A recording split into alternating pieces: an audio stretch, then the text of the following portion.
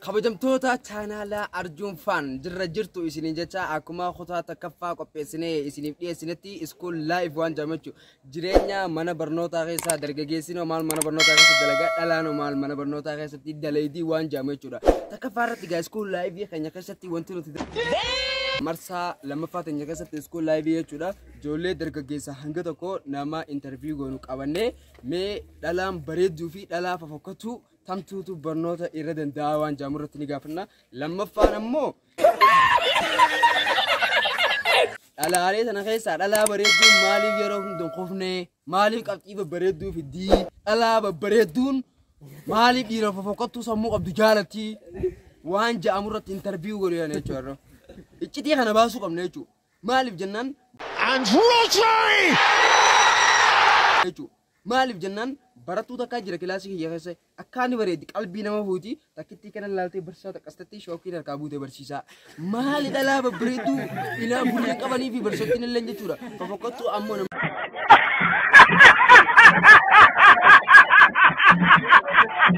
namni biratti dhiyaatee jiru Osaansaa Baaliyaa kee Manyawwee yennii jechuudha. Kun Baaliyaa kee Manyawwee kan Afrikoota fakkaata waan ammaala Suudaana fakkaata. Asa uti kami dura makasa teo jenis nama wal barsiisu eenyu maqaan kee? Kan Baaliyaa kee Manyawwee jedhaman. Warra biyya Booranaati jira. Biyya Booranaati? Amma iddoo nyaata jirtu eessa? Aanaa Kombolchaati. Aanaa Kombolchaati? Meegaa gaafin teenya takkaffaa jechuudha irra iskool live irraa jechuudha.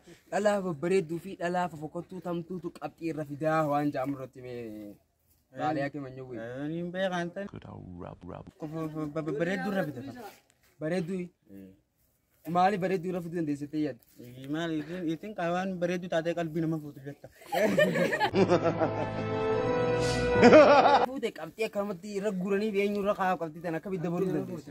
Barsiisuma irra kaa'aa waan ittiin bareedu. Barsiisuma irra guutaa fi egaa Baaliyaa kee Manyawwee xiqqashoo rakkina qaba. Barsiisaa dhalaa bareedduu qabxii guutullee nuti waan agarree. Maqaan kiyya Araarsoo Yusufiin jaama barataa kutaa sagaliiti. Sagalaffaa maal? Sagalaffaa kee. Hayyee sagalaffaa kee barataa mee Araarsoo dhalaa bareedduu fi dhalaa fofokkattuu tamtuutu qabxii irra fidaa jettee yaadda? Akka tasaa dhalaa bareedduu qabxii irra fidaa dhalaan fofokkattuu waan fofokkattuu taateef qabxii olaanaa akka ittiin finne qabdi. Dhalaan babbareedduun dhiira fofokkattuu qabxii olaanaa fidduu jira waan ta'eef dhiira fofokkattuu qabxii olaanaa fiddu san jaalattee dhalaa babbareedduun qabxii olaanaa fiddii hin jaalatte. Dhalaa babbareedduun tun gamee dhalaan garii fuulaan bareedduu jira taan ammoo haata dabbaan si haala mata toluu jira maree mee tanarraa tameeta akkasitti namni irraa booji'amu san. Ishiin fakkeenyaaf kan akka kilaasii keessatti tadabbaan qabne ta fuulaan bareedduu jira tanuma waan tadabbaan qabne hin jirreef tanuma fuulaan bareeddu sanii ogguusiif qabatee qabxii galmeessaaf. Akkas godhaa jechuudha. Jettee yaaddee itti amantaas. Jee yaadee itti nama. Kutaa sagalaffaa kee baratu. Sagalaffaa kee ati barattu kana keessatti shamarran babbareedoon hin jiranii? Kunoota inni hin jirani kunoota inni mataa kunoo. Dhalaalee kilaasii kan jirtu keessaa akkaan bareeddu ijatti ni beeytana fakkaata. Takka takka namaan beekalam. Hayyee barataan kilaasii keessanii ta'u sammuun isaa cimtu jechuudha. Silaa takkaffaatti ni beeytee ati san fuulaan bareedaadha. Bareeda amma ammaan dura nama nagariyyoon kana ilaalama. Kilaasii ati barattu keessa jechuudha. Barsiisaan takka dhalaa babbareedduu ilaalee irraa hin qabamne. Barsiisummaan dabtar maarkee fuula dhalaa babbareedduu qabxii olaanaa galmeessaaf. Akkamitti beekuu danda'a bareedduu sii ta'uu kana fuula keessa oggaasuma ilaalamoo maquma siitu dureenuu qabatee jira. Yeroo hunda seenee barsiisa waan ta'eef. Barataan cimaan bareedaadha moo fokkotaadha mee barattoonni ciccimoon? Barattoonni ciccimoon babbareedoon tokko hin jiru. Warrummaa kilaasii keenyaa guutuu fokkotaadha.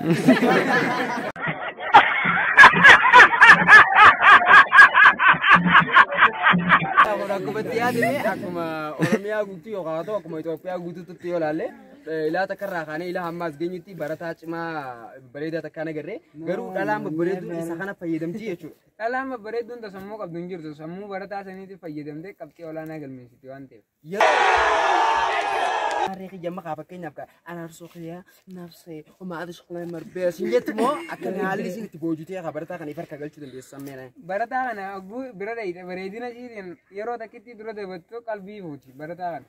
Ganaa yeroo fatanaatiif yeroo maarreen uummata qastii oguu ishii rakkanatteen inni waliin bareeduma achi darbaaf jechuudha. Darbaaf jechuudha. Mee istaayila isii nuyi mime. Stylish keessan. Maaliyyee stylish. Mariye.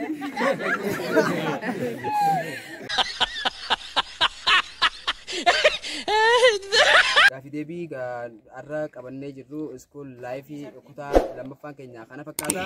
Hanga dhumaatti turtii gaarii kutaa sadaffaanis manuma barnootaa keessatti itti fufaa. Hamma dhumaatti turtii gaarii Arjuun Faan subscribe, like, share godha viidiyoo keenya jechuudha. Yoo isinitti tolu baate dislike nu godha.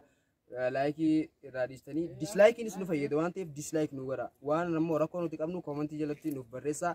Hamma dhumaatti shaashaa miidiyyaa